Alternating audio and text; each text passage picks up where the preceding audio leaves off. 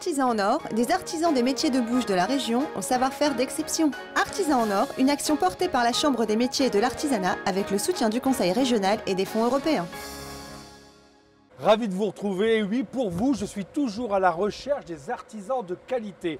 Et chez Artisans en or, je trouve vraiment mon bonheur. Aujourd'hui, on est à Hellem et je vous invite à rencontrer David Soé. Suivez-moi.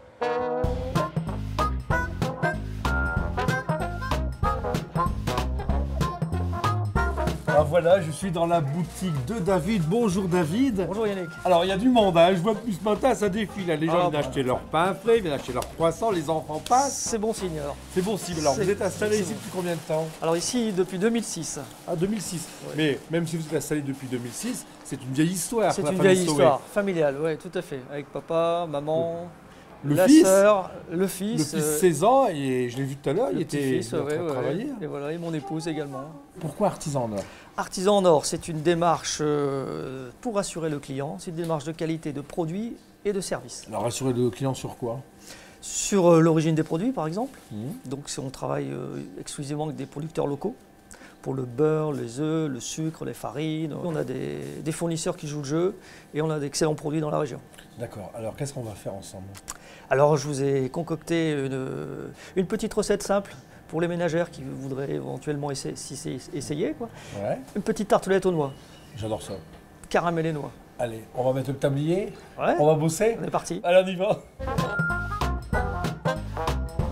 Et oui, regardez comme je suis beau. Je suis dans l'atelier de David et on va faire notre tartelette au caramel aux noix. Allez, si on ne triche pas, hein, on va montrer qu'il n'y a que de bons produits. Voilà, de la farine locale, du terroir. Oui, qui vient de où? De chez Moulin-Va à Mons-en-Pével. Du bon beurre de fer. Du sucre de nos bonnes betteraves du Nord. Voilà. Et des œufs de Capagem. Des œufs de poule heureuse. C'est parti pour 2 kg de pâtes. 1 kg de farine. Allez. Au batteur. Pour une pâte sablée, pour avoir du croustillant, on met d'abord le beurre. Prenez des notes. C'est juste pour isoler le gluten. Ah, c'est pour isoler le gluten. Avec les matières grasses, voilà. Allez. Un œuf. 2 kg de pâtes. On va mettre le sucre. Et on y va. Combien de sucre? Alors il y a 400 grammes. 400 grammes. La pâtisserie, c'est ça, 400 grammes. Et on va pouvoir mettre notre œuf. On y va, c'est parti.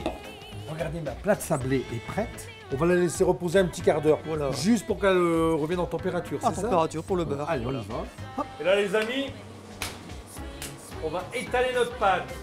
Et on a intérêt à bien bosser. Allez, David. C'est parti. Donc on farine toujours un petit peu pour pas que ça colle.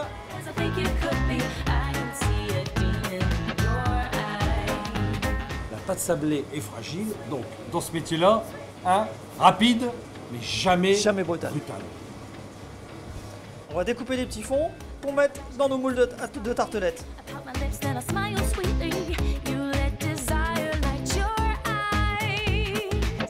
Yannick, il faut piquer les fonds pour éviter que la tartelette ne se souffle.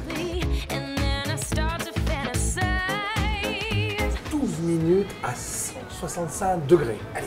C'est parti. Alors, pendant que nos fonds de tarte cuisent, on va faire notre appareil. Voilà. Alors, pour faire notre appareil, on a besoin de citron confit. Citron confit. Ça s'achète dans le commerce. Oui, dans le commerce, on fait bien sûr, soi-même, on fait peut soi-même, l'acheter. pas de souci.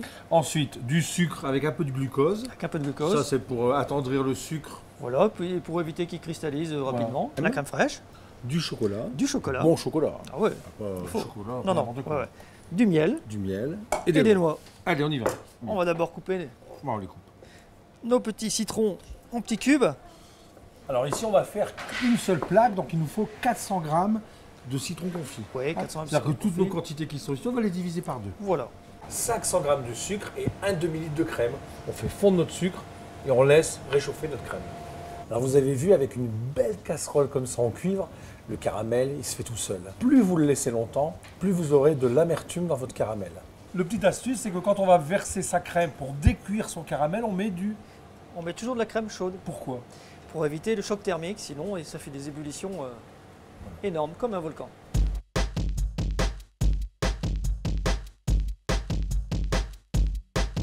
on va faire fondre notre miel.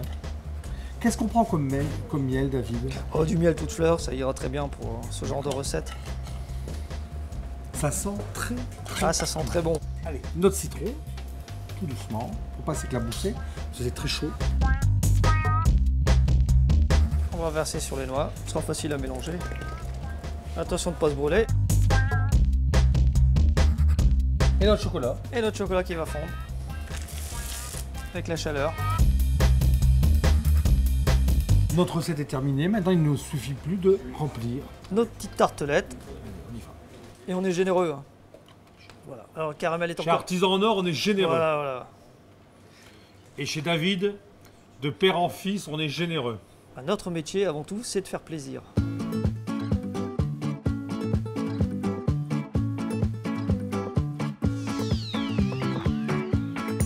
Et oui, malheureusement, je vais être encore obligé de me sacrifier.